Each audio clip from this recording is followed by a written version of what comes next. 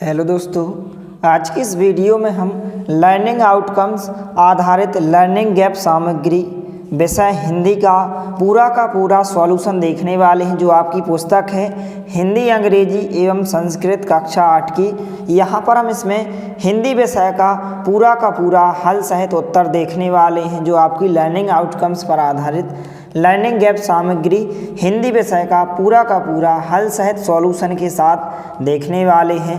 तो वीडियो के साथ अंत तक बने रहिए और चैनल पर नए हैं तो प्लीज़ चैनल को सब्सक्राइब कीजिए, क्योंकि इसी तरह आपको वीडियोस उपलब्ध कराए जाएंगे।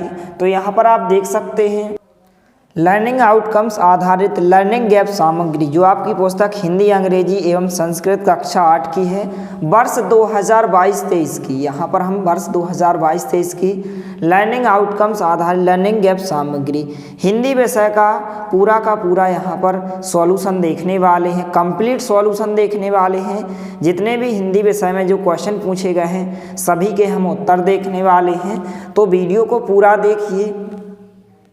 तो यहाँ पर इस पुस्तक में जो वर्ष 2022-23 की लर्निंग आउटकम्स आधारित लर्निंग गैप सामग्री है कक्षा 8 की, खंड आ हिंदी का, यहाँ पर हम सभी प्रश्नों के उत्तर देखने वाले हैं।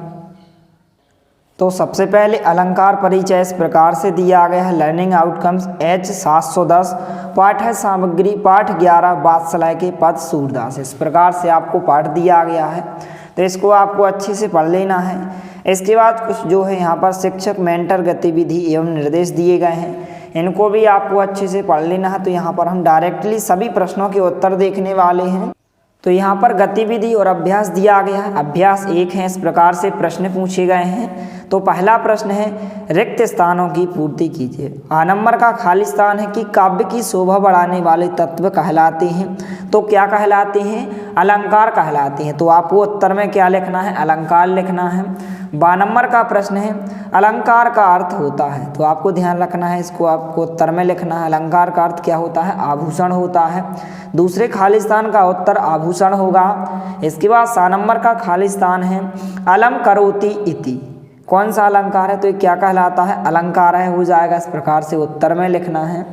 इसके बाद दा नंबर का प्रश्न है अलंकार के 2 प्रकार होते हैं, इस प्रकार से होते हैं। पहला हो जाएगा शब्द अलंकार, दूसरा होता है अर्थ अलंकार। तो इस प्रकार से दा नंबर के 2 खाली स्थान दिए गए, इनमें पहले में लिखना है शब्द अलंकार, दूसरे खाली स्थान में आपको अर्थ अलंकार लिखना है। इसके बाद क्रमांक 2 है चारू चंद्र की चंचल किरणें खेल रही थी जल थल में, शब्दों के प्रारंभ पंक्ति में किस वर्ण की आवृत्ति है? इस प्रकार से आपको उत्तर में लिखना है कि शब्दों के प्रारंभ पंक्ति में चा वर्ण की जो है आवृत्ति है। इस प्रकार से उत्तर होगा। तो आप वीडियो को रोककर या फिर आप स्क्रीनशॉट लेकर इन सभी प्रश्नों के उत्तर को आप अच्छे से लिख सकते हैं। और प्लीज़ चैनल को सब्सक्राइब कीजिए, क्योंकि जब भी हम इसी तरह के वीडियोस डालेंगे तो उसकी नोटिफिकेशन जो है आप तक सबसे पहले पहुँचेगी, इसलिए आप चैनल को सब्सक्राइब जरूर करें। इसके बाद जो है अभ्यास 2 में इस प्रकार से प्रश्न पूछे गए हैं, यहाँ पर आप देख सकते हैं। पहला प्रश्न है जो काली घटा का घमंड घटा। आ नंबर का प्रश्न दिया गया है कविता में कौन सा शब्द 2 बार आया है? तो इस प्रकार से उत्तर में आप लिखेंगे कि घटा शब्द जो है 2 बार आया है, उत्तर होगा। बा नंबर का प्रश्न है कि कनक कनकते 100 गुनी मादकता अधिकाय, पंक्ति में कौन सा शब्द जो है 2 बार प्रयुक्त हुआ है? तो इस प्रकार से आपको उत्तर में लिखना है कि इस पंक्ति में जो है कनक शब्द जो है 2 बार प्रयुक्त हुआ है। इसके बाद यहाँ पर क्रमांक 2 है, इस प्रकार से रहीमन पानी राखिए बिन पानी सब सून, पानी गए ना उबरे मोती मानस चून। दोहे में जो है रेखांकित शब्द का अर्थ मोती, मानस और चून के लिए क्रमशः किस अर्थ में प्रयोग हुआ है? तो इस प्रकार से उत्तर में आपको लिखना है मोती के लिए जो है चमक या आभा शब्द का प्रयोग किया गया है। इसके बाद जो मानस शब्द है, मानस के लिए मनुष्य या मान सम्मान का प्रयोग किया गया है। चून के लिए आटा या फिर अस्तित्व। तो इस प्रकार से अभ्यास 2 के जितने भी प्रश्न पूछे गए हैं इस प्रकार से इनको आप अपनी बुक में अच्छे से लिख लें। इस प्रकार से उत्तर दिए हैं। इसके बाद जो तीसरा प्रश्न है कि पीपर पात सरस मंडोला का अर्थ है। इस प्रकार से उत्तर होगा कि जो पीपल के पत्ते की तरह जो है मन का डोलना या अधीर होना होता है। इस प्रकार से आपको उत्तर में लिखना है और वीडियो को जो है आप अच्छी क्वालिटी में देखें ताकि आपको वीडियो जो है स्पष्ट अच्छा दिखे। इसके बाद जो नेक्स्ट क्वेश्चन पूछा गया इस प्रकार से अभ्यास 3 में इस प्रकार से रहीम के दोहे दिए गए हैं। इनको आपको एक बार अच्छे से पढ़ लेना है और स्टूडेंट जो हैं जो आपके प्रतिभा पर्व के पेपर होंगे इन्हीं किताबों में से जो है प्रश्न पूछे जाएंगे, इसलिए इनको आपको अच्छे से तैयार भी करना है और अपनी पुस्तक को अच्छे से भर लेना है। इस प्रकार से तो यहाँ पर क्वेश्चन दिया गया है कि इन दोहों को पढ़कर निम्नलिखित प्रश्नों के उत्तर लिखिए। पहला प्रश्न है बड़े लोग कौन सा काम नहीं करते हैं। तो इस प्रकार से उत्तर होगा कि बड़े लोग जो है स्वयं खुद की प्रशंसा नहीं करते और बड़े बड़े बोल नहीं बोलते हैं। इस प्रकार से उत्तर में आपको लिखना है पहले प्रश्न के। दूसरा प्रश्न है कौन अपना मूल्य स्वयं कभी नहीं बताता है। तो उत्तर होगा कि हीरा जो है अपना मूल्य स्वयं कभी नहीं बताता है। इसके बाद तीसरा प्रश्न है रहीम जी के दोहे में किन वर्णों की आवृत्ति 2 या 2 से अधिक बार हुई है। तो इस प्रकार से आपको उत्तर में लिखना है कि जो बावर्ण की आवृत्ति है अधिक बार हुई है। इस प्रकार से उत्तर होगा। इसके बाद जो है प्रश्नांक 4 इस प्रकार से पूछा गया है कि कबीर के अनुसार बबूल का पेड़ बोने से क्या खाने को नहीं मिल सकता है। तो उत्तर में आपको लिखना है कि कबीर के अनुसार बबूल का पेड़ बोने से आम खाने को नहीं मिल सकता। इस प्रकार से उत्तर होगा। 5वां प्रश्न है कोई व्यक्ति कब पछताता है। तो इस प्रकार से आपको उत्तर में लिखना है गलत या अनैतिक कार्य करने से बाद जो है व्यक्ति पछताता है। इस प्रकार से उत्तर लिखना है। तो चौथे प्रश्न का उत्तर होगा, 5वें का उत्तर होगा, इसको आप अच्छे से लिखें। और स्टूडेंट जो है आपको अच्छे से अच्छी राइटिंग में लिखना है इस प्रकार से, क्योंकि यदि आप अच्छे से अच्छी राइटिंग में लिखते हो तो जो आपके पेपर होंगे पेपर में आपको पूरे में से पूरे अंक मिलेंगे। और अच्छी राइटिंग लिखने पर कोई भी आपके अंक नहीं कटते हैं। जैसे यदि यह क्वेश्चन पेपर में 2 अंक में पूछा जाए और आप अच्छे से इस प्रकार से स्पष्ट तरीके से अच्छी राइटिंग में लिखें तो आपको 2 में से 2 अंक मिलेंगे। लेकिन यदि आप अच्छी राइटिंग नहीं लिखेंगे तो हो सकता है 2 में से आपको 1 ही अंक मिले। इसलिए आपको अच्छे से अच्छी राइटिंग में लिखना है। इसके बाद अभ्यास 4 है। पहला प्रश्न है दिए गए कबीर के दोहे की प्रथम पंक्ति में किस वर्ण की आवृत्ति है। तो इस प्रकार से आपको उत्तर में लिखना है कि कबीर के दोहे की प्रथम पंक्ति में जो है का वर्ण की आवृत्ति है। इस प्रकार से उत्तर होगा। दूसरा प्रश्न है कबीर के दोहे की दूसरी पंक्ति में किस वर्ण की आवृत्ति है। तो इस प्रकार से आपको उत्तर में लिखना है कि कबीर के दोहे की दूसरी पंक्ति में जो है बा वर्ण की आवृत्ति है। इसके बाद जो है तीसरा प्रश्न पूछा गया है इस प्रकार से कि कविता में शब्दों के प्रारंभ या अंत में एक ही वर्ण की आवृत्ति का क्या प्रभाव पड़ता है। तो इस प्रकार से आपको उत्तर में लिखना है कि काव्य की शोभा जो है बढ़ जाती है। इसके बाद चौथा प्रश्न है इन दोहों में कौन सा अलंकार है। तो आपको उत्तर में लिखना है कि इन दोहों में जो है अनुप्रास अलंकार है। इस प्रकार से उत्तर होगा। तो इनको आप अच्छे से लिख लें। इसके बाद जो 5वां क्वेश्चन पूछा गया है इस प्रकार से पूछा गया है कि अनुप्रास अलंकार की परिभाषा लिखिए। तो उत्तर में आपको इस प्रकार से लिखना है कि किसी पंक्ति में किसी वर्ण की आवृत्ति 2 या 2 से अधिक बार हो तो वहाँ जो है अनुप्रास अलंकार होता है। इस प्रकार से आपको उत्तर में लिखना है। और छात्रों वीडियो को जो है ज़्यादा से ज़्यादा अपने दोस्तों के साथ शेयर करना है ताकि सभी को इसका बेनिफिट अर्थात इसका फ़ायदा या लाभ हो सके। इसलिए आप वीडियो को ज़्यादा से ज़्यादा अपने दोस्तों के साथ शेयर करें। इसके बाद हम मूल्यांकन 1 गतिविधि और अभ्यास इस प्रकार से आपको पाठ दिया गया है। इस प्रकार से इसको आपको अच्छे से एक बार पढ़ लेना है। इस प्रकार से यहाँ पर दिया गया है। अब इसके बाद यहाँ पर इसमें जो क्वेश्चन पूछे गए हैं प्रश्न पूछे गए हैं हम उनके उत्तर देखने वाले हैं।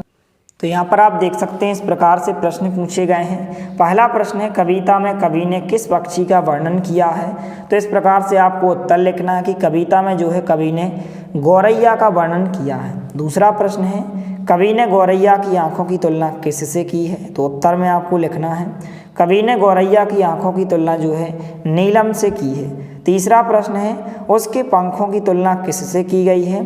तो उत्तर में आपको लिखना है कि पंखों की तुलना जो है सोने से की गई है। इसके बाद चौथा प्रश्न है, हम तुलना किसी से किसी की क्यों करते हैं? तो इस प्रकार से आपको उत्तर में लिखना है कि किसी से किसी की तुलना श्रेष्ठता दर्शाने के लिए यहाँ पर हम तुलना किसी से किसी की करते हैं, इस प्रकार से आपको लिखना है।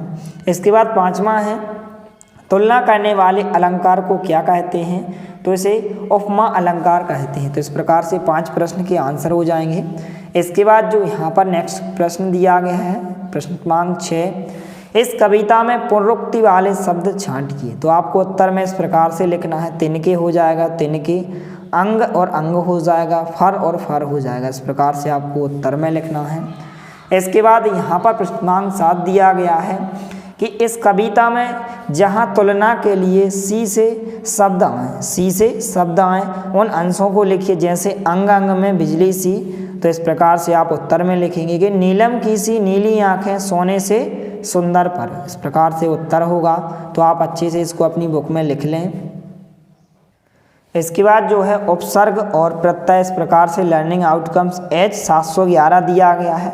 पाठ है, सामग्री दी गई है, विभिन्न पाठों में दिए गए वाक्य इस प्रकार से दिए गए हैं, तो इनको आपको एक बार अच्छे से पढ़ लेना है। इसके बाद जो है शिक्षक मेंटर गतिविधि एवं कुछ निर्देश दिए गए हैं, इनको भी आपको अच्छे से पढ़ना है इस प्रकार से। इसके बाद जो भी इसके प्रश्न पूछे गए हैं, यहाँ पर हम इनके उत्तर देखने वाले हैं।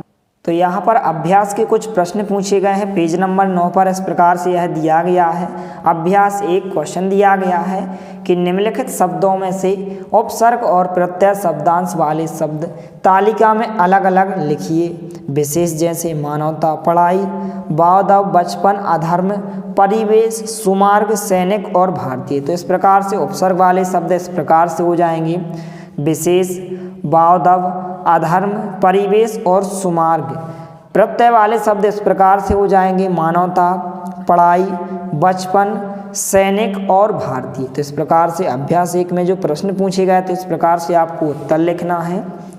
इसके बाद जो है अभ्यास 2 में कुछ प्रश्न पूछे गए हैं, इस प्रकार से यहाँ पर आप देख सकते हैं। अभ्यास 2 दिया गया है, दिए गए शब्दों में से मूल शब्द एवं प्रत्यय शब्दांश अलग अलग लिखिए, जैसे पठनीय। तो यहाँ पर पठ प्लस ये हो जाएगा। तो यहाँ पर शब्द दिए गए हैं, यहाँ पर आपको उनके मूल शब्द लिखना है, यहाँ पर आपको प्रत्यय लिखना है। तो सबसे पहले सज्जनता का मूल शब्द क्या हो जाएगा? सज्जन होगा। प्रत्यय यहाँ पर ता आ जाएगा। गाड़ी वाला का जो मूल शब्द होगा गाड़ी होगा, प्रत्यय यहाँ पर वाला आ जाएगा। दार्शनिक शब्द दिया गया है तो इसका मूल शब्द क्या होगा? दार्शन होगा और प्रत्यय क्या हो जाएगा? इक हो जाएगा। इसके बाद प्रादेशिक में जो मूल शब्द होगा प्रादेश होगा, प्रत्यय एक हो जाएगा। इसके बाद पुष्पित शब्द दिया गया तो पुष्पित का जो मूल शब्द होगा पुष्प होगा, प्रत्यय कौन सा हो जाएगा? यहाँ पर इत हो जाएगा। इसके बाद लड़कपन दिया गया है शब्द, तो इसका जो मूल शब्द होगा क्या हो जाएगा? लड़क हो जाएगा और पन प्रत्यय हो जाएगा। इस प्रकार से आपको उत्तर में लिखना है। इसके बाद आगे भी दिया गया है इस प्रकार से, जैसे उदारता शब्द दिया गया है तो उदारता में जो मूल शब्द होगा इस प्रकार से उदार हो जाएगा, प्रत्यय यहाँ पर ता हो जाएगा। इसके बाद दरबान दिया गया है तो दरबान में जो यहाँ पर मूल शब्द होगा दर हो जाएगा, वान प्रत्यय हो जाएगा। इसके बाद भ्रमित शब्द दिया गया है तो भ्रमित में जो मूल शब्द होगा भ्रम हो जाएगा और प्रत्यय इसमें क्या हो जाएगा? इत हो जाएगा।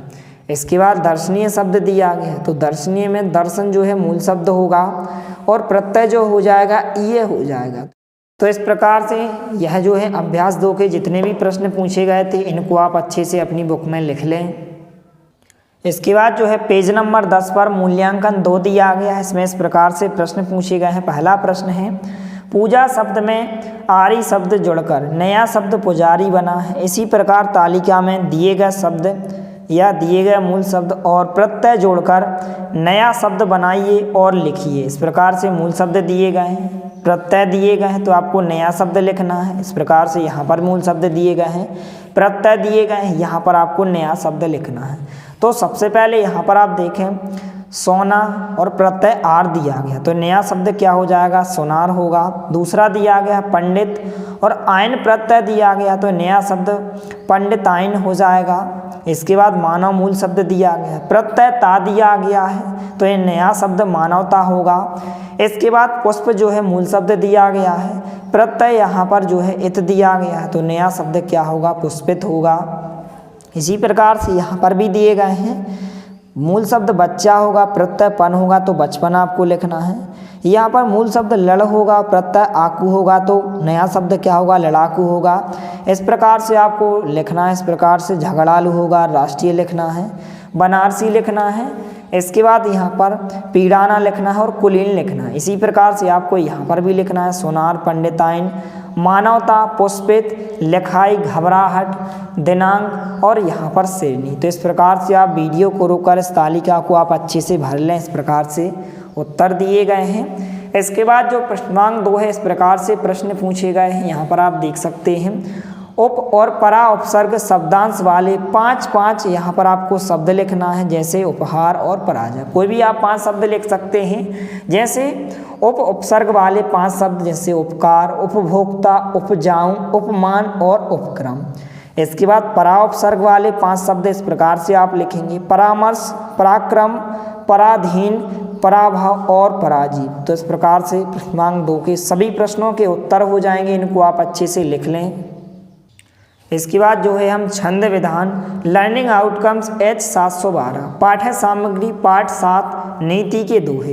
इस प्रकार से सबसे पहले आपको इस पाठ को अच्छे से पढ़ लेना है। इस प्रकार से यहाँ पर आप देख सकते हैं, पाठ दिया गया। इसके बाद शिक्षक मेंटर निर्देश, शिक्षक छात्रों से चर्चा करते हुए निष्कर्ष में कहें। इस प्रकार से इनको आपको अच्छे से पढ़ लेना है।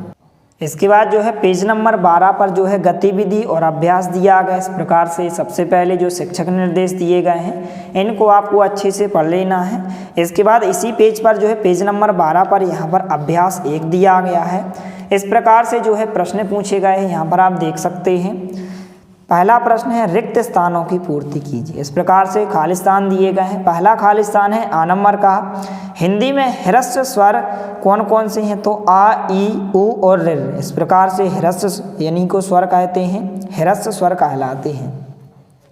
इसके बाद बा नंबर का खालिस्तान है, ह्रस्व स्वर की मात्रा होती है, तो कितनी मात्रा होती है, 1 मात्रा होती है। दूसरे खालिस्तान में आपको 1 लिखना है। सा नंबर का खालिस्तान है, दीर्घ स्वर की कितनी मात्रा होती हैं, तो आपको ध्यान रखना है 2 मात्राएं होती हैं, तो तीसरे खालिस्तान में आपको 2 लिखना है।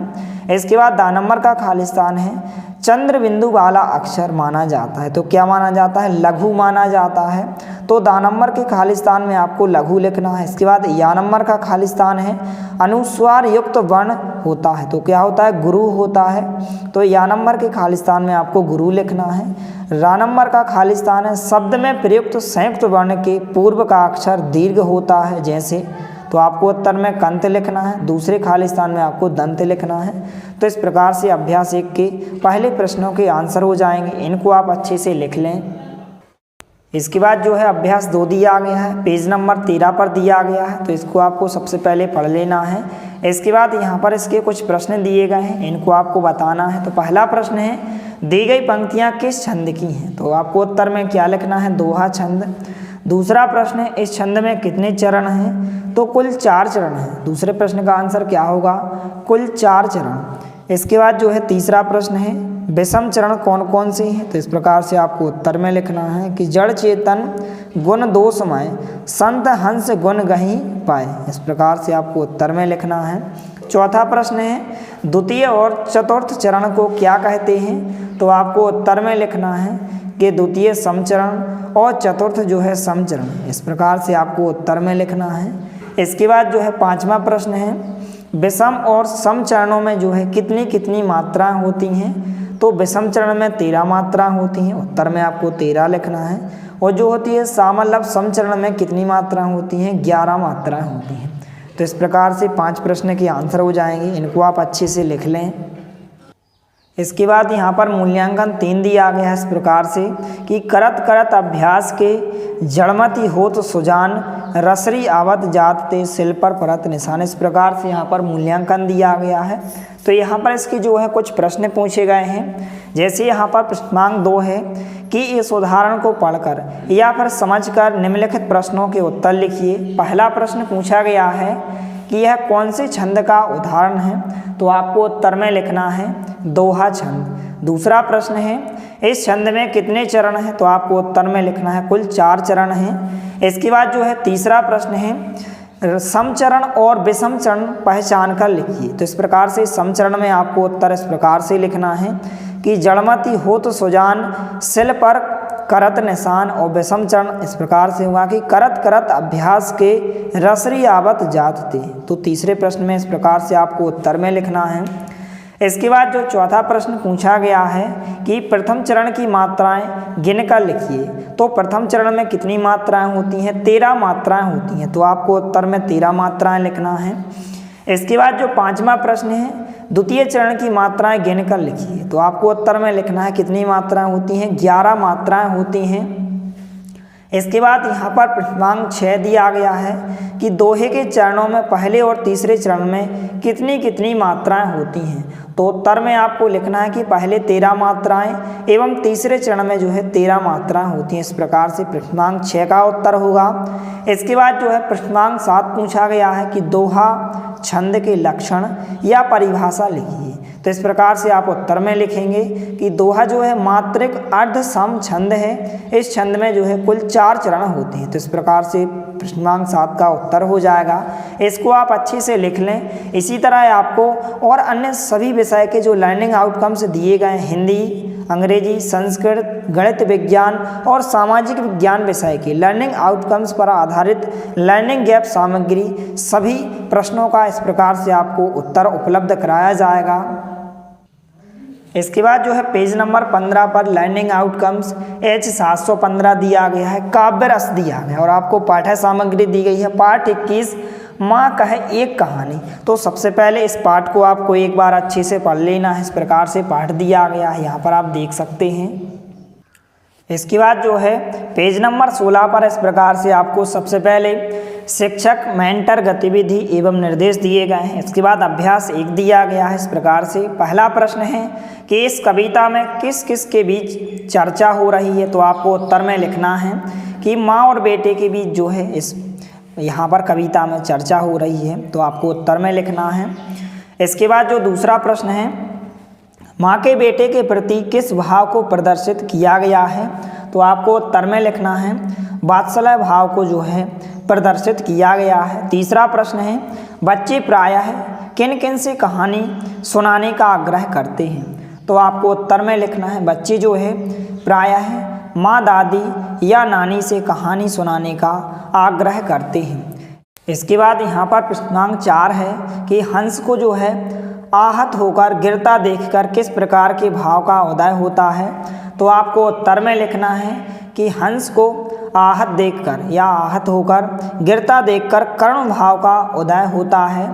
इसके बाद प्रश्नांक 5 है भाव किसे कहते हैं। तो आपको उत्तर में लिखना है कि भाव मन की वह स्थिति है जो किसी विशेष वस्तु या व्यक्ति के प्रति किसी विशेष दशा में होती है। इस प्रकार से आपको उत्तर में लिखना है। इसके बाद यहाँ पर प्रश्नांक 6 है भाव का संबंध काव्य के किस अंग से होता है। तो आपको उत्तर में लिखना है कि भाव का संबंध रस से होता है। इस प्रकार से आपको उत्तर में लिखना है। इसके बाद आगे जो दिया गया है गतिविधि और अभ्यास दिया गया है, शिक्षक निर्देश दिए गए हैं। इन निर्देशों को आपको अच्छे से पढ़ लेना है। इसके बाद जो है पेज नंबर 17 पर अभ्यास 2 दिया गया है। यहाँ पर क्वेश्चन पूछे गए हैं कि काव्य में रस और उसके स्थायी भाव पढ़िए और समझिए। इस प्रकार से रस दिए गए हैं और उनके स्थायी भाव दिए गए हैं। तो इनको सबसे पहले आपको पढ़ लेना है। इसके बाद नीचे कुछ प्रश्न पूछे गए, यहाँ पर हम इनके उत्तर देखने वाले हैं। इस प्रकार से पद्य को पढ़िए और बताइए। इस प्रकार से आपको एक पद्य दिया गया, इसको आपको पढ़ना है और नीचे दिए गए प्रश्नों के उत्तर आपको बताना है। तो यहाँ पर पहला प्रश्न है कि इस पद में जो है कौन किससे कह रहा है, तो आप उत्तर में लिखेंगे कि इस पद में जो है श्री कृष्ण अपनी माँ यशोदा से कह रहे हैं। इस प्रकार से उत्तर होगा। इसके बाद जो है दूसरा प्रश्न है कि माता और पुत्र के बीच यहाँ कौन सा भाव प्रदर्शित हो रहा है, तो यदि आप पद को पढ़ेंगे उसमें जो है वात्सल्य भाव का भाव प्रदर्शित हो रहा है, तो उत्तर में आप लिखेंगे वात्सल्य भाव। इसके बाद तीसरा प्रश्न है बालक कृष्णा को क्या चीज़ खाने में अच्छी लगती है, तो आप उत्तर में लिखेंगे माखन। इसके बाद प्रश्नांक 4 है माता के पुत्र के प्रति प्रेम को क्या कहते हैं, तो इसे क्या कहते हैं, वात्सल्य कहते हैं। उत्तर में आपको वात्सल्य लिखना है। इसके बाद जो पांचवा प्रश्न है वत्सल भाव किस रस में होता है, तो आपको उत्तर में लिखना है वात्सल्य में। इसके बाद जो आगे दिया गया है मूल्यांकन 4 दिया गया इस प्रकार से, यहाँ पर आप देखें पेज नंबर 18 पर निम्नलिखित उदाहरणों में उनके नीचे रस और स्थायी भाव लिखिए। इस प्रकार से इनके रस का नाम लिखना है और इनका स्थायी भाव लिखना है। जैसे यहाँ पर आ जाएगा भयानक, तो इसका जो स्थायी भाव होता है वह भय होता है। इसके बाद आगे दिया गया है करुण, तो यहाँ पर क्या आ जाएगा, शोक आ जाएगा। इसके बाद प्रश्नांक 2 दिया गया है इस प्रकार से, यहाँ पर भयानक आएगा और यहाँ पर भय आएगा। इसके बाद तीसरा दिया गया है, तो तीसरे में यहाँ पर आपको हास्य रस लिखना है, स्थायी भाव यहाँ पर हास आ जाएगा। तो इस प्रकार से आप वीडियो को रोककर इन सभी प्रश्नों के उत्तर को आप अच्छे से लिख सकते हैं। इसके बाद आगे दिया गया है पेज नंबर 19 पत्र रचना लर्निंग आउटकम्स एज 716 पाठ्य सामग्री दी गई है। जो पाठ 10 है सुभाष चंद्र बोस का पत्र, तो सबसे पहले इस पाठ को आपको अच्छे से पढ़ लेना है। इसके बाद यहाँ पर नीचे कुछ प्रश्न दिए गए हैं, तो इस पाठ को आप जब पढ़ेंगे तो आप आसानी से इन सभी प्रश्नों के उत्तर आप बता सकते हैं। इस प्रकार से सबसे पहले इस पाठ को आपको अच्छे से पढ़ लेना है। इसके बाद यहाँ पर पेज नंबर 20 पर दिया गया है शिक्षक मेंटर गतिविधि एवं निर्देश। इन निर्देशों को आपको ध्यानपूर्वक पढ़ना है और इस प्रकार से प्रश्न पूछे गए हैं। इनके चाहे तो आप इस प्रकार से उत्तर भी लिख सकते हैं, क्योंकि इस प्रकार के प्रश्न जो हैं आपके जो प्रतिभा पर्व के पेपर होंगे उनमें इस प्रकार के क्वेश्चन पूछे जाएंगे, इसलिए इनके उत्तर आप इस प्रकार से लिख लें। प्रश्न पूछा गया पत्र के कितने प्रकार होते हैं, तो आपको ध्यान रखना है पत्र के 2 प्रकार होते हैं इस प्रकार से। इसके बाद दूसरा है कि पत्र के कितने अंग होते हैं, तो 5 अंग होते हैं। आगे का क्वेश्चन है कि यह पत्र किस श्रेणी में आता है, तो व्यक्तिगत यानी कि निजी श्रेणी में आता है। इसके बाद जो दूसरा क्वेश्चन है कि उस पत्र में पहले स्थान का नाम क्यों लिखा गया, तो जो आप पत्र पढ़ेंगे ताकि पता चले कि पत्र कहाँ से लिखा जाता है। इसके बाद आगे का क्वेश्चन है कि संबोधन में क्या लिखा गया है, तो यहाँ पर आप लिखेंगे कि प्रिय श्री केलकर। इसके बाद यह पत्र कब लिखा गया है, तो यह पत्र जो है 20/8/1925 को लिखा गया है। इस प्रकार से 20 अगस्त सन 1925 को लिखा गया है। इसके बाद आगे के भी क्वेश्चन दिए गए हैं इस प्रकार से, यहाँ पर आप देख सकते हैं। इसके बाद जो पेज नंबर 21 पर दिया गया है अभ्यास 1 पत्र के अंग या भाग स्थान जहाँ से पत्र लिखा जा रहा है, यहाँ पर आपको दिनांक लिखना है। यहाँ पर संबोधन दिया गया अभिवादन पत्र की विषय वस्तु कि पत्र आप किस वस्तु या विषय वस्तु पर लिख रहे हैं, यहाँ पर उसका आप इस प्रकार से वर्णन लिखेंगे। तो इस पत्र को आपको अपने हिसाब से लिख लेना है, बहुत ही ईजी है। इसके बाद दूसरे में भी जो इस प्रकार से पूछा गया पदनाम पता कार्यालय का नाम विषय महोदय, तो इसको भी आपको अच्छे से लिख लेना है, अपने हिसाब से लिख लेना है, ठीक है। इसके बाद जो है पेज नंबर 22 पर दिया गया है अभ्यास 2 कि पत्र में जो है पत्र लिखने का स्थान किस ओर लिखा जाता है, तो आप उत्तर में लिखेंगे दाईं ओर सबसे ऊपर लिखा जाता है। इसके बाद दूसरा प्रश्न है कि पत्र लिखने का दिनांक कहाँ लिखा जाता है, तो आप उत्तर में लिखेंगे पत्र लिखने के स्थान के ठीक नीचे दिनांक लिखते हैं। इसके बाद तीसरा प्रश्न है संबोधन किसे कहा जाता है, तो उत्तर में आप लिखेंगे पत्र प्राप्तकर्ता के प्रति अपने भाव प्रकट करने के लिए प्रयुक्त शब्द जो है संबोधन कहलाता है। इसके बाद जो है चौथा प्रश्न है संबोधन पत्र में किस ओर लिखते हैं, तो बाईं ओर लिखते हैं, उत्तर में आप लिखेंगे। इसके बाद यहाँ पर जो 5वां प्रश्न है इस प्रकार से पूछा गया है कि अभिवादन का क्या आशय है, तो आप उत्तर में लिखेंगे कि श्रद्धापूर्वक किए जाने वाले नमस्कार को जो है अभिवादन कहते हैं। इसके बाद 6वां प्रश्न है अभिवेदन या अभिनिवेदन का अर्थ स्पष्ट कीजिए। इस प्रकार से आप उत्तर में लिखेंगे कि अभिनिवेदन का अर्थ है कि नम्रता पूर्वक किसी से कुछ कहना या प्रार्थना करना। इस प्रकार से उत्तर होगा। इसके बाद नीचे पत्र लेखन दिया गया है इस प्रकार से, तो सबसे पहले आपको इसको पढ़ लेना है। इसके बाद जो है पेज नंबर 23 पर इस प्रकार से अभ्यास 3 दिया गया है। शिक्षक उपर्युक्त गद्यांश को पढ़कर छात्रों को सुनाएं और छात्रों को भी पढ़ने को कहें। इस प्रकार से पहला प्रश्न पूछा गया है कि हम अपने विचार, घर की सूचना या जानकारी किन किन माध्यमों से अपने संबंधियों तक पहुंचाते हैं। तो आप उत्तर में इस प्रकार से लिखेंगे, फ़ोन, मोबाइल, इंटरनेट, पत्र आदि माध्यमों से हम अपने विचार आदि जो है अपने संबंधियों तक पहुंचाते हैं। इस प्रकार से आपको उत्तर में लिखना है। दूसरा प्रश्न है, संबंधियों को लिखे पत्र किस प्रकार में आते हैं। तो आप उत्तर में लिखेंगे कि निजी या व्यक्तिगत पत्र। इस प्रकार से आपको उत्तर में लिखना है। इसके बाद प्रश्नांक 3 है, प्रधानाध्यापक को लिखा पत्र किस वर्ग में आता है। तो प्रार्थना पत्र में आता है, उत्तर होगा।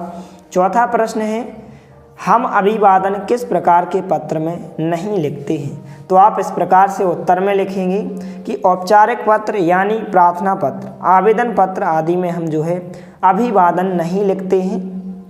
तो इस प्रकार से आप वीडियो को रोककर सभी प्रश्नों के उत्तर को आप अच्छे से लिखते जाइए। इसके बाद यहाँ पर प्रश्नांक 5 दिया गया है कि पत्र के नीचे दिनांक किस प्रकार के पत्र में लिखी जाती है। तो आप उत्तर में लिखेंगे प्रार्थना पत्र या इसी को हम आवेदन पत्र कहते हैं। इसके बाद 6वां प्रश्न दिया गया है, पत्र के 2 प्रकार कौन कौन से होते हैं। तो पहला होता है निजी पत्र और दूसरा होता है प्रार्थना पत्र। इस प्रकार से आप उत्तर में लिखेंगे। इसके बाद आगे एक तालिका दी गई है, पत्र संबंधी औपचारिक बात है, इसको आपको अच्छे से पढ़ लेना। इस प्रकार से तालिका दी गई है। इसके बाद यहाँ पर मूल्यांकन 5 दिया गया है। इस प्रकार से प्रश्न पूछे गए हैं, पेज नंबर 24 पर है। तो आ नंबर का जो पहला प्रश्न है, इस प्रकार से पत्र कितने प्रकार के होते हैं। तो आप उत्तर में लिखेंगे पत्र जो है 2 प्रकार के होते हैं। दूसरा प्रश्न है, पिताजी को पत्र किस श्रेणी में आता है। तो पिताजी का जो पत्र है वह किस श्रेणी में आता है। आप उत्तर में लिखेंगे निजी पत्र या व्यक्तिगत की श्रेणी में आता है। तीसरा प्रश्न है, माताजी को पत्र लिखते समय अभिवादन में क्या लिखेंगे। तो यहाँ पर आप लिखेंगे चरण स्पर्श। इस प्रकार से आपको उत्तर में लिखना है। इसके बाद प्रश्नांक 4 है, गुरुजी के पत्र के समापन या आत्मनिवेदन में क्या लिखेंगे। तो आप उत्तर में लिखेंगे आपका आज्ञाकारी शिष्य। इसके बाद प्रश्नांक 5 है, छोटे भाई के लिए अभिवादन में क्या लिखते हैं। तो आप उत्तर में लिखेंगे शुभ आशीष। इसके बाद प्रश्नांक 6 दिया गया है कि प्रधान अध्यापक को पत्र लिखने के लिए पते में क्या लिखा जाता है। तो आप उत्तर में लिखेंगे विद्यालय का नाम व स्थान। इसके बाद यहाँ पर प्रश्नांक 7 है, मित्र को लिखे गए पत्र में समापन में क्या लिखते हैं। तो आप उत्तर में लिखेंगे तुम्हारा स्नेही या फिर आपका स्नेही। इस प्रकार से लिखेंगे। इसके बाद यहाँ पर 12 नंबर का जो प्रश्न दिया गया है, इस प्रकार से अपने मित्र को उसके उत्तीर्ण होने पर बधाई देने के लिए एक पत्र लिखिए। तो हम इसका उत्तर देखने वाले हैं, तो वीडियो के साथ अंत तक बने रहिए। तो इस प्रकार से आपको बधाई पत्र लिखना है। इस प्रकार से कि प्रथम श्रेणी में या फिर अपने मित्र को जो है उत्तीर्ण होने पर अपने मित्र को एक बधाई पत्र। तो इस प्रकार से सबसे पहले आपको यहाँ पर एड्रेस लिखना होता है जहाँ का भी आपका मित्र है। इस प्रकार से यहाँ पर आपको दिनांक अर्थात डेट लिखनी होती है। इसके बाद अपने मित्र का नाम, जैसे यहाँ पर प्रिय संजय लिखा है तो आप अपने मित्र का नाम लिखेंगे। इसके बाद सा स्नेह। इसके बाद इस प्रकार से आप लिखेंगे कि यहाँ पर आप कोई भी जो आप मित्र को यहाँ पर पत्र लिख रहे हैं कि राहुल के पत्र से पता चला। आप अपने कोई भी दोस्त का नाम लिखेंगे कि तुमने कक्षा 10 की परीक्षा प्रथम श्रेणी में उत्तीर्ण कर ली है। आप कोई भी कक्षा लिख सकते हैं, आप चाहें तो यहाँ 9वीं कक्षा लिख सकते हैं या फिर 8वीं कक्षा। यह समाचार पढ़ते ही मेरा हृदय प्रसन्नता से भर उठा। इस सफलता के लिए मेरी हार्दिक बधाई। ईश्वर तुम्हें और अधिक सफलताएं प्रदान करें। तुम जीवन की हर परीक्षा में सफल हो। अन्य समाचार लिखना। इस प्रकार से आप लिखेंगे, अपने माता पिताजी को चरण स्पर्श लिखेंगे। इसके बाद तुम्हारा मित्र, आप अपना नाम लिखेंगे यहाँ पर। इस प्रकार से आप आसानी से अपने मित्र को जो है बधाई पत्र लिख सकते हैं। तो इस प्रकार से आप वीडियो को रोककर या फिर आप स्क्रीनशॉट लेकर इस पत्र को आप अच्छे से लिख सकते हैं। तो इस प्रकार से यहाँ पर जो खाली जगह दी गई, यहाँ पर आपको इस प्रकार से पत्र लिखना है। इसके बाद जो यहाँ पर आगे दिया गया है लर्निंग आउटकम्स एज 710 निबंध लेखन पाठ्य सामग्री पाठ 20 महान वैज्ञानिक डॉक्टर चंद्रशेखर वेंकट रमन। तो सबसे पहले इस पाठ को आपको अच्छे से पढ़ लेना है। इस प्रकार से पाठ दिया गया है। इसके बाद यहाँ पर पेज नंबर 26 पर इस प्रकार से क्वेश्चन पूछे गए हैं कि यहाँ पर यह प्रश्न जो है परीक्षाओं में आएंगे, इसलिए इनको आप अच्छे से यहाँ पर नोट करें, लिखें इस प्रकार से। पहला है निबंध किसे कहते हैं, या फिर आप पाठ को भी पढ़ेंगे तो उसमें भी आपको इनके आंसर मिल जाएंगे। तो एक ऐसी गद्य रचना जिसमें किसी विषय का जो है सार्थक यहाँ पर वर्णन किया जाता है या सार्थक वर्णन या अंकन किया जाता है, उसे क्या कहते हैं, निबंध कहते हैं। इसके बाद दूसरे प्रश्न को भी आपको लिख लेना है। इसके बाद तीसरा प्रश्न है निबंध की रूपरेखा में कौन कौन से बिंदु यहाँ पर लिखे जाते हैं। तो सबसे पहले प्रस्तावना, विषय विस्तार, इसके बाद उपसंहार, इस प्रकार से आपको लिखना है। इसके बाद यहाँ पर क्रमांक 4 दिया गया है इस प्रकार से कि पाठ्य पुस्तक के पठित निबंध के विषय में प्रश्न एवं जानकारी साझा करें। इस प्रकार से यहाँ पर इनके उत्तर भी दिए गए हैं, आप चाहें तो इनको नोट भी कर सकते हैं। इस प्रकार से यहाँ पर आप देख सकते हैं उत्तर दिए गए हैं। आ नंबर का जो प्रश्न था कि चंद्रशेखर वेंकट रमन का जन्म कब और कहाँ हुआ था। तो 7 नवंबर सन 1888 में तिरुचिरापल्ली गांव में हुआ था। इसके बाद 12 नंबर का प्रश्न है रमन की प्रारंभिक शिक्षा प्राप्त करते समय क्या स्थिति थी। तो यहाँ पर आप लिखेंगे कि वे बहुत प्रतिभाशाली थे। 7 नंबर का प्रश्न है इनका विद्यार्थी जीवन कैसा रहा। तो उत्तर में आप लिखेंगे कि विशेष प्रतिभा के कारण सभी के स्नेह पात्र माने गए थे या बन गए थे। इसके बाद 10 नंबर का प्रश्न है रमन के कार्य क्षेत्र के विषय में बतलाइए। तो आप उत्तर में लिखेंगे सहायक महालेखपाल पद उनकी प्रथम नियुक्ति थी। इसके बाद यहाँ पर 11 नंबर का प्रश्न है कि विज्ञान के क्षेत्र में इनकी क्या देन है। तो आप उत्तर में लिखेंगे वीणा, मृदंग, पियानो आदि वाद्य यंत्रों की ध्वनि एवं संगीत की विशेष प्रकार से खोज की। इस प्रकार से आप उत्तर में लिखेंगे। इसके बाद आगे दिया गया है पेज नंबर 27 पर अभ्यास 1 राष्ट्रीय पर्व गणतंत्र दिवस 26 जनवरी। तो सबसे पहले इसको आपको अच्छे से पढ़ लेना है। इसके बाद नीचे प्रश्न पूछे गए हैं, तो यहाँ पर हम इनके उत्तर देखने वाले हैं। तो यहाँ पर उपर्युक्त निबंध को ध्यानपूर्वक पढ़कर, जो आपको उपर्युक्त निबंध दिया गया है इसको ध्यानपूर्वक अच्छे से पढ़ना है और नीचे लिखे प्रश्नों के उत्तर आपको बताना है। पहला प्रश्न है गणतंत्र दिवस किस प्रकार का पर्व है। तो आप उत्तर में लिखेंगे गणतंत्र दिवस जो है राष्ट्रीय पर्व है। दूसरा प्रश्न है हमारे देश में किस प्रकार के पर्व मनाए जाते हैं। तो आप उत्तर में लिखेंगे हमारे देश में 2 प्रकार के पर्व मनाए जाते हैं। इसके बाद जो तीसरा प्रश्न है इस प्रकार से है राष्ट्रीय पर्व कौन कौन से हैं। तो आप उत्तर में लिखेंगे स्वतंत्रता दिवस और गणतंत्र दिवस। इसके बाद चौथा प्रश्न है विभिन्न धार्मिक पर्वों के नाम लिखिए। तो आप इस प्रकार से उत्तर में लिखेंगे रक्षाबंधन, दशहरा, दीपावली, होली, ईद, क्रिसमस डे और गुरु पर्व। इस प्रकार से विभिन्न धार्मिक पर्व के आप इस प्रकार से नाम लिखेंगे। इसके बाद जो है पेज नंबर 28 पर जो है अभ्यास 2 दिया गया है। पहला प्रश्न है कि इस निबंध की भूमिका में कौन कौन सी बातें लिखी हैं। तो आप उत्तर में इस प्रकार से लिखेंगे कि इस निबंध की भूमिका में जो है शहीदों, स्वतंत्रता अंग्रेजों की जो है दास्तां व गणतंत्र दिवस के बारे में लिखा गया है। इस प्रकार से आप उत्तर में लिखेंगे। इसके बाद दूसरा प्रश्न है भूमिका के लिए निबंध लेखन में दूसरा शब्द कौन सा है। तो इस प्रकार से आप उत्तर में लिखेंगे कि भूमिका के लिए जो है निबंध लेखन में दूसरा शब्द क्या है, प्रस्तावना है। इसके बाद जो है यहाँ पर तीसरा प्रश्न है कि भूमिका लिखने के बाद निबंध में कौन सा विषय या कौन से विषय पर लिखा जाता है। तो इस प्रकार से आप उत्तर में लिखेंगे कि भूमिका लिखने के बाद निबंध में विषय विस्तार पर सार्थक वर्णन किया जाता है। इस प्रकार से उत्तर होगा। इसके बाद जो चौथा प्रश्न है निबंध के अंत में हमें क्या लिखना चाहिए। तो आप उत्तर में लिखेंगे कि निबंध के अंत में हमें उपसंहार लिखना चाहिए। इस प्रकार से चारों प्रश्नों के आंसर हो जाएंगे। इनको आप अच्छे से नोट करें। इस प्रकार से यहाँ पर उत्तर दिए गए हैं। इसके बाद यहाँ पर पेज नंबर 29 पर जो है मूल्यांकन 6 दिया गया है कि रंगों का त्यौहार होली शीर्षक पर निबंध दिए गए बिंदुओं के अनुसार लिखिए। इस प्रकार से शीर्षक लिखना है। तो शीर्षक में आप रंगों का त्यौहार होली लिखेंगे। रूपरेखा में आप इस प्रकार से प्रस्तावना लिखेंगे। पर्व मनाने के कारण और यहाँ पर पर्व कैसे मनाते हैं, उपसंहार। इस प्रकार से आप रूपरेखा में लिखेंगे। इसके बाद यहाँ पर प्रस्तावना में आप इस प्रकार से लिखेंगे कि होली जो है रंगों का त्यौहार है जिसे लोग पूरे उत्साह और मस्ती के साथ मनाते हैं। यह त्यौहार भाईचारे का संदेश देता है। इस दिन लोग जो है अपने पुराने गिले शिकवे भूलकर गले मिलते हैं, अर्थात यहाँ पर अपनी जो बुराई होती है उसको भूलकर गले मिलते हैं और एक दूसरे को रंग व गुलाल लगाते हैं। इस प्रकार से प्रस्तावना में आपको लिखना है। इसके बाद आगे जो है पर्व मनाने के कारण, तो इस प्रकार से आप पर्व मनाने के कारण लिखेंगे, यहाँ से लेकर आप यहाँ तक लिखेंगे। इसके बाद पर्व कैसे मनाते हैं आप यहाँ से लेकर यहाँ तक लिखेंगे। तो आप वीडियो को रोककर पर्व मनाने का कारण और पर्व कैसे मनाते इस प्रकार इसको आप लिख लें। इसके बाद लास्ट में पूछा गया है उपसंहार, तो उपसंहार में आप इस प्रकार से यहाँ से लेकर यहाँ तक लिखेंगे।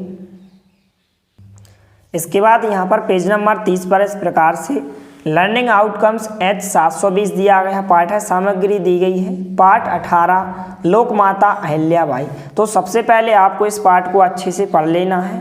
इसके बाद जो है अगले पेज पर जो है प्रश्न पूछे गए हैं, तो सबसे पहले इस पाठ को आप अच्छे से पढ़ें। इस प्रकार से पाठ दिया गया है। इसके बाद जो है पेज नंबर 31 पर इस प्रकार से शिक्षक मेंटर गतिविधि एवं निर्देश दिए गए हैं। यहाँ पर कुछ क्वेश्चन पूछे गए हैं। क्वेश्चन जो है यहाँ पर आपके पेपर में पूछे जाएंगे, जो आपके प्रतिभा पर्व के पेपर होंगे या आपके जो वार्षिक पेपर होंगे, इस प्रकार से क्वेश्चन पूछे जाते हैं। तो इनके आंसर को आप अच्छे से इस प्रकार से लिख लें। तो यहाँ पर अहिल्याबाई कौन थी, इस प्रकार से आप लिखेंगे। इंदौर रियासत की जो महारानी थी वह अहिल्याबाई थी। इसके बाद क्वेश्चन पूछा गया है कि अहिल्याबाई इंदौर की कहाँ की महारानी थी, तो होलकर वंश की महारानी थी। इसके बाद तीसरा क्वेश्चन है अहिल्या का विवाह किसके साथ हुआ था, तो यहाँ पर आप लिखेंगे खांडेराव होलकर के साथ। इसके बाद जो चौथा क्वेश्चन है खांडेराव कौन थे, तो जो खांडेराव थे वह मल्हार राव होलकर के पुत्र थे।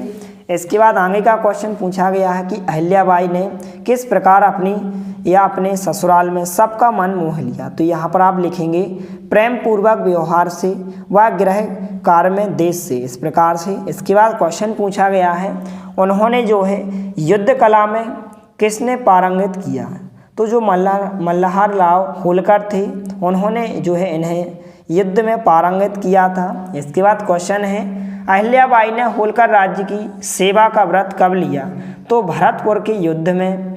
इसके बाद नेक्स्ट क्वेश्चन है उन्होंने तीर्थ स्थानों की अपनी सौगातें किस रूप में दी, तो खांडेराव की वीरगति के बाद। इसके बाद नेक्स्ट क्वेश्चन है तीर्थ स्थानों से उनका जुड़ाव उनकी किस भावना का द्योतक है, तो आप उत्तर में लिखेंगे धर्मशालाएं बनवाकर कुएं बावड़ी आदि। इसके बाद जो नेक्स्ट क्वेश्चन है अहिल्याबाई की बुद्धिमत्ता और दूरदर्शिता का परिचय किस रूप में मिलता है, तो धार्मिक भावनाओं के रूप में मिलता है। तो इस प्रकार से इन प्रश्नों के उत्तर को आपको अच्छे से लिख लेना है। इसके बाद जो है अभ्यास 1 दिया गया जो कि पेज नंबर 31 पर ही है। इस प्रकार से पहला प्रश्न है कि महारानी अहिल्याबाई को लोकमाता क्यों कहा जाता है। इस प्रकार से आप उत्तर में लिखेंगे कि उनके शासनकाल में प्रजा सुख शांति और समृद्धि से भरपूर थी, इसलिए लोग उन्हें जो है लोकमाता कहते थे। इसके बाद दूसरा प्रश्न है मल्हार राव अहिल्याबाई के किन गुणों से प्रभावित थे, तो इस प्रकार से आप उत्तर में लिखेंगे गृह कार्य में दक्ष अहिल्याबाई ने ससुराल में सभी का मन मोह लिया। अहिल्याबाई ने अपने प्रेम व्यवहार से उनका स्वभाव परिवर्तित कर दिया। इस प्रकार से प्रश्नांक 2 का उत्तर होगा। इसके बाद प्रश्नांक 3 इस प्रकार से पूछा गया है कि महारानी अहिल्याबाई के 2 प्रमुख कार्य कौन कौन से हैं। इस प्रकार से आप उत्तर में लिखेंगे कि उन्होंने पूरे भारतवर्ष के प्रमुख मंदिरों का पुनर्निर्माण करवाया। दूसरा है उन्होंने साहित्यकार ज्योतिषियों कलाकारों को बुलाकर जो है राज्य में बसाया। इस प्रकार से आप उत्तर में लिखेंगे। इसके बाद यहाँ पर पेज नंबर 32 पर जो है अभ्यास 2 दिया गया है, तो इसको सबसे पहले आपको पढ़ लेना है। इसके बाद जो है नीचे कुछ प्रश्न पूछे गए हैं, यहाँ पर हम इनके उत्तर देखने वाले हैं। तो यहाँ पर निम्नलिखित प्रश्नों के उत्तर लिखिए। पहला प्रश्न है पर्यावरण संरक्षण के विषय में आप क्या जानते हैं, तो इस प्रकार से आप उत्तर में लिखेंगे कि पर्यावरण संरक्षण का तात्पर्य है कि हम अपने चारों ओर के वातावरण को संरक्षित करें तथा उसे जीवन के अनुकूल बनाए रखें। इस प्रकार से आपको उत्तर में लिखना है। इसके बाद जो दूसरा प्रश्न है हमारे जीवन में जो है पर्यावरण का क्या महत्व है। तो इस प्रकार से आप उत्तर लिखेंगे कि मनुष्य के स्वस्थ जीवन में जो है पर्यावरण की महत्वपूर्ण भूमिका होती है। पर्यावरण से ही हमें शुद्ध वायु, भोजन आदि प्राप्त होता है। इस प्रकार से आप उत्तर में लिखेंगे। इसके बाद जो यहाँ पर तीसरा प्रश्न है, पेड़ों का पर्यावरण से क्या संबंध है। तो इस प्रकार से आप उत्तर में लिखेंगे कि पेड़ों के द्वारा ही हमारा पर्यावरण शुद्ध होता है, जिससे हमारे मन का तनाव दूर हो जाता है और दिमाग को शांति मिलती है। इस प्रकार से आप उत्तर में लिखेंगे। इसके बाद जो चौथा प्रश्न पूछा गया है इस प्रकार से, पर्यावरण प्रदूषण कितने प्रकार का होता है। तो आप उत्तर में लिखेंगे पर्यावरण प्रदूषण जो है 4 प्रकार का होता है। पहला जल प्रदूषण, वायु प्रदूषण, मृदा प्रदूषण और ध्वनि प्रदूषण। इस प्रकार से आप उत्तर में लिखेंगे। इसके बाद जो है पेज नंबर 33 पर कुछ प्रश्न पूछे गए हैं। 5वां प्रश्न है, अमृता देवी बिश्नोई और पेड़ संरक्षण विषय पर अपने विचार व्यक्त कीजिए। तो इस प्रकार से आप उत्तर में लिखेंगे कि वृक्षों को कटने से बचाने के लिए अमृता देवी बिश्नोई और 362 अन्य बिश्नोइयों द्वारा अपने सिर कटवा लेने का प्रेरक प्रसंग पर्यावरण रक्षा के इतिहास का एक मेन उदाहरण है। इस प्रकार से आप लिखेंगे उत्तर में। इसके बाद 6वां प्रश्न है, बिश्नोई समाज के संस्थापक कौन थे। तो आप उत्तर में लिखेंगे बिश्नोई समाज के संस्थापक भगवान जम्भेश्वर थे। इसके बाद 7वां प्रश्न है, जीवों पर दया करना किस समाज का मुख्य नियम है। तो आप उत्तर में लिखेंगे बिश्नोई समाज का मुख्य नियम है। इसके बाद अभ्यास 3 दिया गया है यहाँ पर। तो पहला प्रश्न है, वनों में आज वृक्षों को काटता देखकर आपके मन में किस प्रकार के विचार उत्पन्न होते हैं। तो इस प्रकार से आप उत्तर में लिखेंगे कि अंधाधुंध हो रही पेड़ों की कटाई से जो है वातावरण गर्म हो रहा है। अगर समय रहते पेड़ों की कटाई पर रोक नहीं लगाई गई तो वनों के अस्तित्व पर खतरा उत्पन्न हो जाएगा। इसके बाद दूसरा प्रश्न है, आपके अपने विद्यालय में कौन कौन से पौधों का वृक्षारोपण किया गया है। तो आप उत्तर में लिखेंगे जो भी आपके विद्यालय में पौधों का वृक्षारोपण किया गया। इस प्रकार से आप लिख सकते हैं, जैसे बरगद, पीपल, नीम, पारस, पीपल आदि।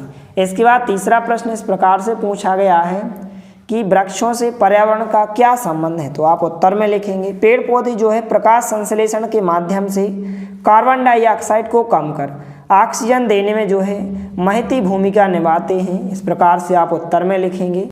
इसके बाद पेज नंबर 34 पर जो है मूल्यांकन 7 दिया गया है, मेरी भावना। तो इस पाठ को आपको सबसे पहले अच्छे से पढ़ लेना है। इसके बाद जो है अगले पेज पर प्रश्न पूछे गए हैं। इसके बाद जो है पेज नंबर 35 पर इस प्रकार से प्रश्न पूछे गए हैं। पहला प्रश्न है, कवि ने इस कविता में अपने भाव जो है किस रूप में प्रकट किए हैं। तो आप उत्तर में लिखेंगे कवि ने जो है इस कविता में अपने भाव प्रार्थना के रूप में प्रकट किए हैं। दूसरा प्रश्न है, इस कविता में निहित कवि की कोई 3 भावनाएं लिखिए। तो इस प्रकार से आप उत्तर में लिखेंगे सत्य सरल व्यवहार की भावना, दूसरा है मैत्री भाव की भावना, तीसरा है गुणों को ग्रहण करने की क्षमता या भावना। तीसरा प्रश्न है, दृढ़ निश्चय साहस जैसे गुण किन मूल्यों को प्रकट करते हैं। तो आप उत्तर में लिखेंगे दृढ़ निश्चय साहस जैसे गुण नैतिक मूल्यों को प्रकट करते हैं।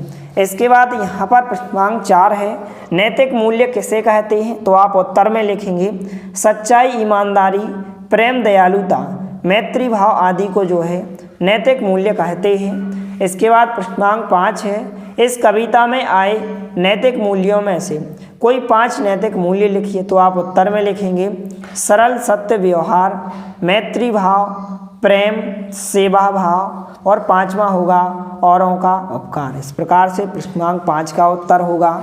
इसके बाद यहाँ पर प्रश्नांक 6 है, हमें जीवों के प्रति किस तरह की भावना रखनी चाहिए। तो आप उत्तर में लिखेंगे हमें जीवों के प्रति मैत्री भाव की भावना रखनी चाहिए। इसके बाद 7वां प्रश्न है, परोपकार से संबंधित अपने जीवन की कोई एक घटना लिखिए। तो इस प्रकार से आप परोपकार से संबंधित अपने जीवन की कोई भी एक घटना लिख सकते, जैसे इस प्रकार से हमने लिखा है। इसके बाद जो है पेज नंबर 36 पर इस प्रकार से मुहावरे दिए गए हैं। लर्निंग आउटकम्स एच 712 पाठ्य सामग्री पाठ 13 अगर नाक ना होती। तो सबसे पहले इस पाठ को आपको अच्छे से पढ़ लेना है। इसके बाद यहाँ पर कुछ प्रश्न पूछे गए हैं, नीचे शिक्षक गतिविधि एवं निर्देश दिए गए हैं, इनको भी आपको अच्छे से पढ़ लेना है। इसके बाद जो है पेज नंबर 37 पर इस प्रकार से अभ्यास प्रश्न पूछे गए हैं। अभ्यास 1 इस प्रकार से प्रश्न पूछा गया है कि कुछ शब्दों के आगे जो है नाक शब्द जोड़ने से मुहावरा बन जाते हैं। दी गई तालिका में दिए गए उदाहरण के अनुसार मुहावरे बनाकर उनका वाक्यों में प्रयोग कीजिए। इस प्रकार से शब्द दिए गए हैं, अनेक शब्द, यहाँ पर बना मुहावरा आपको लिखना है। यहाँ पर वाक्य अर्थात वाक्य का प्रयोग करना है या फिर आप अर्थ लिखेंगे यहाँ पर। तो यहाँ पर इस प्रकार से बना मुहावरा होगा इस प्रकार से, नाक कटना, नाक ऊंची रखना, नाक फुलाना, नाक रहना, नाक के नीचे, नाक चने दबाना। इस प्रकार से आप लिखेंगे। इसके बाद इस तरफ इनके अर्थ लिखना है या फिर आप वाक्य प्रयोग भी लिख सकते हैं। तो इनका जो अर्थ होगा, नाक कटना, बेइज्जती होना। इसके बाद नाक ऊंची रखना, इसका अर्थ क्या होता है, सम्मान बनाए रखना। नाक फुलाना, गुस्सा हो जाना। नाक रहना, यहाँ पर सम्मान बने रहना। इसके बाद नाक के नीचे तो आँखों के सामने से नाक चने जमाना, कड़ी टक्कर देना। इस प्रकार से आप इनको अच्छे से भर लेंगे। इसके बाद आगे दिया गया है अभ्यास 2। तो अभ्यास 2 में एक तालिका दी गई है। प्रश्न पूछा गया है कि नीचे दी गई वर्ग पहेली में मुहावरे छिपे हैं, उन्हें ऊपर से नीचे ढूंढिए और लिखिए। जैसे नाक काटना, तो इस प्रकार से यहाँ पर इसमें मुहावरे छिपे हैं। इस प्रकार से आपको इसमें से ढूंढकर मुहावरों को लिखना है। तो पहले में आप लिखेंगे नाक काटना, दूसरा आ जाएगा नाक में दम करना, तीसरा नाक रखना, चौथा मुहावरा होगा नाक रगड़ना। के बाद आप पांचवा मुहावरा लिखेंगे नाक चने चबाना, छठवां मुहावरा होगा नाक फुलाना। इसके बाद सातवां मुँह में पानी आना, आठवां मुँह फाड़ना। इसके बाद नौवां मुहावरा होगा नाक रख लेना। इसके बाद 10वां होगा नाक होना। इस प्रकार से आप मुहावरों को लिखेंगे। कुल 10 मुहावरे यहाँ पर इसमें छिपे हैं, इनको आपको इस प्रकार से लिखना है। इसके बाद जो है पेज नंबर 38 पर इस प्रकार से अभ्यास 3 दिया गया है। क्वेश्चन पूछा गया है नीचे दिए गए मुहावरों का अर्थ स्पष्ट कीजिए। तो इस प्रकार से आपको उत्तर में लिखना। पहला है हंसते हंसते प्राण देना, इसका अर्थ होगा शहीद हो जाना। आग उगलना, इसका अर्थ होगा बहुत गुस्सा करना। तीसरा है प्राण कांपना, तो इसका अर्थ होता है जीवन का अंत होना। चौथा है खौफ खाना, तो इसका अर्थ होता है डर लगना। इसके बाद यहाँ पर 5वां है जादू का पिटारा, तो इसका अर्थ होता है करामात की थैली। छठवां है आग में कूदना, तो इसका अर्थ होता है बहुत बड़ा जोखिम उठाना। इसके बाद 7वां है घाव भरना, तो इसका अर्थ होता है दुख कम होना। इसके बाद 8वां है आँख उठाना, तो नुकसान पहुंचाने की कोशिश करना या फिर दुख पहुंचाने की कोशिश करना। इसके बाद 9वां है फूलना समाना या फूलाना समाना, तो अत्यधिक प्रसन्न होना। इसके बाद 10वां वाक्य है तिरछी नज़र करना, तो गुस्सा होना। तो इस प्रकार से यहाँ पर इन मुहावरों के आपको अर्थ जो पूछे गए हैं इस प्रकार से आपको लिख लेना है। इसके बाद इसी पेज पर जो है अभ्यास 4 इस प्रकार से दिया गया है कि शरीर के अन्य अंगों से संबंधित एक एक मुहावरा लिखिए। अंग से संबंधित अंग अंग फड़कना, आँख से संबंधित आँख उठाना, नाक से संबंधित नाक रगड़ना, अंगूठा से संबंधित अंगूठा दिखाना, कान से संबंधित कान का कच्चा। इस प्रकार से आप मुहावरों को लिखेंगे। इसके बाद यहाँ पर अभ्यास 5 दिया गया है वाक्यों में प्रयोग कीजिए। इस प्रकार से मुहावरे दिए गए हैं। पहला है नींद खुलना, तो इस प्रकार से आप उत्तर में लिखेंगे राम को कम अंक मिलने पर उसकी नींद खुली। इसके बाद दूसरा है आँख का तारा, तो इस प्रकार से आप लिखेंगे। इसको भी आप लिख सकते हैं या फिर आप लिख सकते हैं कि जो श्रवण कुमार थे अपने माता पिता के लिए आँख के तारे थे, या फिर आप लिख सकते हैं कनक अपनी माँ बाप की आँखों का तारा है। इस प्रकार से आप वाक्य लिखेंगे। इसके बाद जो है पेज नंबर 39 पर इस प्रकार से प्रश्न दिए गए हैं। तीसरा प्रश्न है 9 2 11 होना, तो आप उत्तर में लिखेंगे कि पुलिस को आता देख चोर 9 2 11 हो गए। इस प्रकार से उत्तर लिखेंगे। चौथा मुहावरा है श्री गणेश करना, तो आप उत्तर में लिखेंगे श्याम ने नए व्यापार का श्री गणेश किया। 5वां प्रश्न है प्राण मुरझा जाना, तो आप उत्तर में लिखेंगे अचानक शेर के सामने आ जाने के कारण मेरे प्राण मुरझा गए। इस प्रकार से आप उत्तर में लिखेंगे। इसके बाद जो है मूल्यांकन 9 दिया गया है। इस प्रकार से प्रश्न पूछे गए हैं। पहला प्रश्न है निम्नलिखित तालिका के का खंड में मुहावरे और खा खंड में जो है अर्थ दिए गए हैं। गा खंड में मुहावरे के सामने सही अर्थ आपको लिखना है। तो इस प्रकार से आप लिखेंगे इंकार करना, बहुत प्यारा, असंभव कार्य को करना, क्रोध से अधिक भड़कना और चुगली करना। इस प्रकार से आप उत्तर में लिखेंगे। इसके बाद दूसरा प्रश्न दिया गया है। इस प्रकार से यहाँ पर आप देख सकते हैं कि निम्नलिखित वाक्यों के समक्ष दिए गए विकल्पों में से सही मुहावरे का प्रयोग करके रिक्त स्थानों की पूर्ति कीजिए। तो यहाँ पर आप लिखेंगे अंगूठी का, यहाँ पर इस प्रकार से नगीना लिखेंगे, उत्तर होगा। दूसरे खालिस्तान का जो खा नंबर का आंसर होगा इस प्रकार से अक्ल के घोड़े दौड़ाना, इस प्रकार से आप उत्तर में लिखेंगे। गा नंबर के खालिस्तान का जो उत्तर होगा उल्लू सीधा करना, इस प्रकार से यहाँ पर उत्तर में लिखेंगे। घा नंबर के खालिस्तान का आंसर इस प्रकार से होगा खाक में मिला। इसके बाद जो डा नंबर का खालिस्तान है इस प्रकार से आप उत्तर में लिखेंगे दांतों तले उंगली दबा ली, इस प्रकार से आप दांतों तले उंगली लिखेंगे। तो इस प्रकार से इनको आपको अच्छे से भर लेना है। इसके बाद आगे जो है पेज नंबर 40 पर वास्तुकला दी गई है। पाठ सामग्री पाठ 5 मध्य प्रदेश का वैभव। तो इस पाठ को सबसे पहले आपको अच्छे से पढ़ लेना है। इसके बाद कुछ क्वेश्चन पूछे गए हैं। इसके बाद जो है पेज नंबर 41 पर इस प्रकार से अभ्यास प्रश्न दिए गए हैं। अभ्यास 1 है रिक्त स्थानों की पूर्ति कीजिए। तो यहाँ पर जो है ग्यारसपुर में जो है किसका मंदिर दर्शनीय है, तो माला देवी का, इस प्रकार से आप उत्तर में लिखेंगे। खा नंबर का खालिस्तान है भोपाल को जो है किसकी नगरी के रूप में जाना जाता है, तो झीलों की नगरी के रूप में जाना जाता है। गा नंबर का यहाँ पर खालिस्तान है विदिशा का संबंध जो है सम्राट किससे है, अशोक से है, तो आप उत्तर में अशोक लिखेंगे।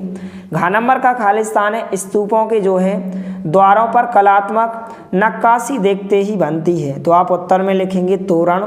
इसके बाद डा नंबर का प्रश्न है इंदिरा गांधी राष्ट्रीय मानव संग्रहालय कहाँ स्थित है, तो भोपाल में स्थित है, इस प्रकार से आप उत्तर में लिखेंगे। इसके बाद जो है अभ्यास 2 दिया गया है। निम्नलिखित प्रश्नों के उत्तर एक शब्द में लिखिए। पहला प्रश्न है भीमबेटका विश्व में किसके लिए प्रसिद्ध है, तो आप उत्तर में इस प्रकार से लिखेंगे कि जो भीमबेटका है विश्व में शैलाश्रयों के लिए प्रसिद्ध है।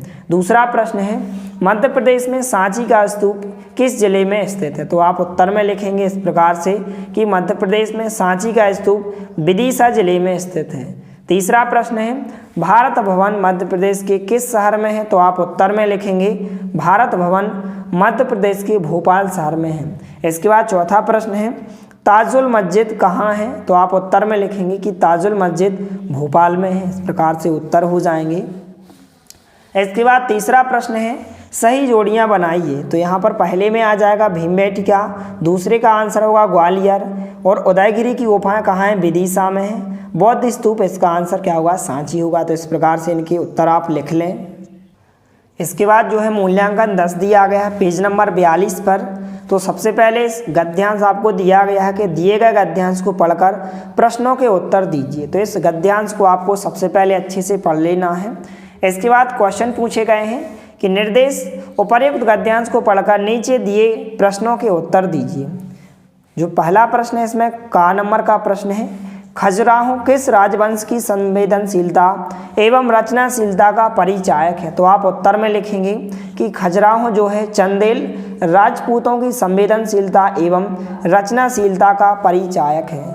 खा नंबर का प्रश्न है यहाँ पर होलकर वंश की प्रसिद्ध रानी का नाम लिखिए जिन्होंने जो है महेश्वर मंदिर पुनर्स्थापित किया, तो आप उत्तर में लिखेंगे कि होलकर वंश की जो प्रसिद्ध रानी अहिल्याबाई है जिन्होंने महेश्वर मंदिर जो है पुनर्स्थापित किया, इस प्रकार से आप उत्तर में लिखेंगे।